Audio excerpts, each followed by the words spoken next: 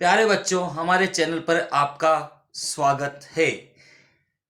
Board exam देने वाले बच्चे जो इस साल इस सत्र में 2022 में जो 10th बोर्ड का एग्जाम देंगे, उनके लिए मैंने आज से विशेष कक्षाएं शुरू करी है।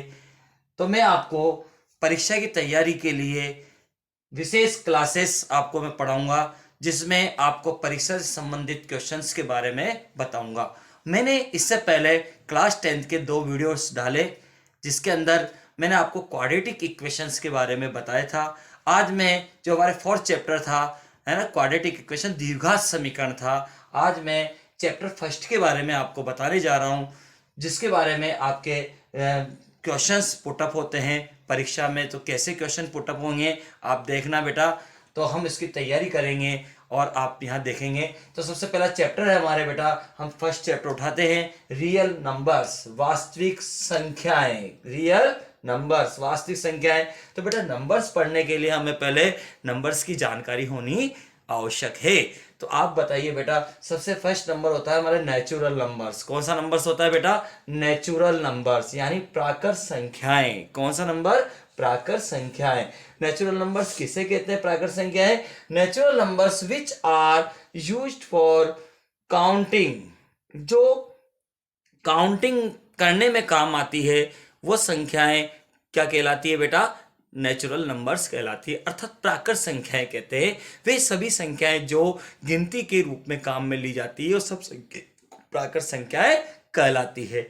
जैसे 1, 2, 3, 4 आर कॉल्ड नेचुरल नंबर्स। ये सब जो गिनती है, वो गिनती की संख्याओं को हम क्या कहते हैं? नेचुरल नंबर्स कहते हैं। The set of natural numbers is denoted by N. इसके सेट को हम एन से डिनोट करते हैं।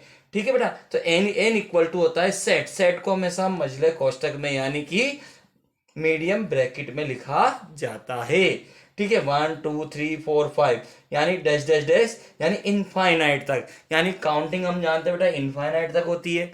तो ये 1, 2, 3, 4, 5 ये जो कॉल काउंटिंग नंबर हैं, ये सब नेचुरल नंबर्स कहलाते हैं। ठीक है बेटा। नेक्स्ट नंबर आता है, इससे जो ग्रेटेस्ट नंबर आता है वो आता है बेटा वोल नंबर्स। कौन सा नंबर है नंबर 2 पे? वोल्स नंबर्स। वोल नंबर्स यानी पूर्ण संख्याएं।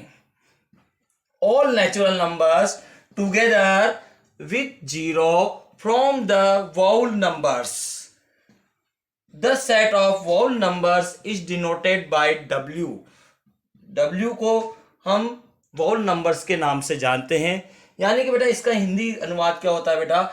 All natural numbers together with zero from the whole numbers। यानी कि वे सभी संख्याएं, वे सभी प्राकृत संख्याएं जो जिसके अंदर जीरो भी शामिल होता है, यानी सभी प्राकृत संख्याओं में जीरो को शामिल कर दिया जाए तो प्राप्त संख्याओं का जो समुच्चय आता है वह होल नंबर्स कहलाता है, यानी पूर्ण संख्याएं कहलाती है। यानी सभी देखो, ऑल काउंटिंग नंबर्स 1 से शुरू होते हैं। यदि उसमें जीरो को और मिला दिया जाए विद जीरो, यानी जीरो को अपन और मिला दें, तो हमें क्या प्राप्त होता है बेटा? होल्स नंबर्स प्राप्त होते हैं, यानी पूर्ण संख्याएं प्राप्त होती है। और इसके जो सेट्स को हम डिनोट करते हैं W से। किससे नोट करते हैं? W से। W बराबर होता है 0, 1, 2, 3, 4, 5 in dash dash dash infinite तक।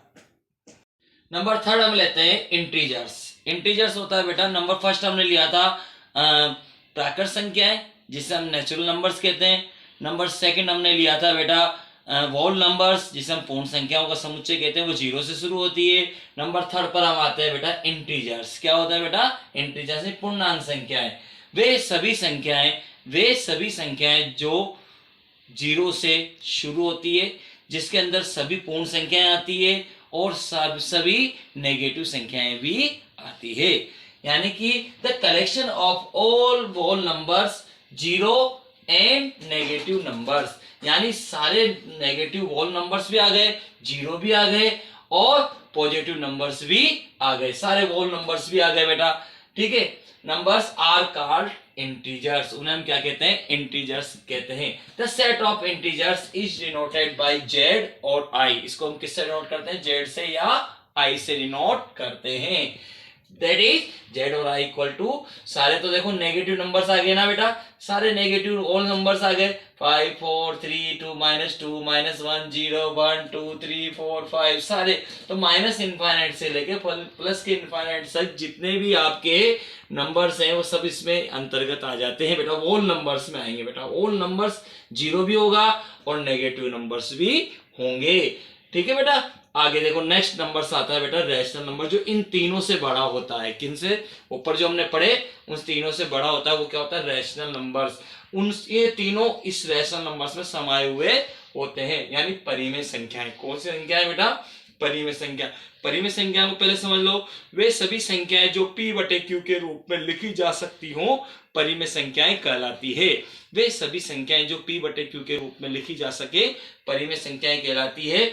जहां p और q इंटीजर्स कहलाते हैं, पूर्णांक संख्याएं कहलाती है, और q not equal to zero, जो q के बराबर, q जीरो के बराबर नहीं होता है। Also p and q have no common factor other than 1। p और q जहाँ कोप्राइम नंबर होते हैं जिनके अंतर्गत एक के अतिरिक्त कोई उभयनिष्ठ फैक्टर्स इसमें नहीं होता है। ठीक है बेटा, yes. Coprime are known as rational numbers और फ्रैक्शन। इसे हम किस रूप में समझते हैं बेटा? रैशनल नंबर्स या फ्रैक्शन से डिनोट करते हैं। The set of rational numbers is denoted by Q. Rational numbers के सेट को हम किससे नोट करते हैं बेटा? क्यू से डिनोट करते हैं। Q equal to P upon Q, P 1/2 जैसे 3/4, 2/7, 17/18, ये सब क्या है बेटा? रैशनल नंबर्स है।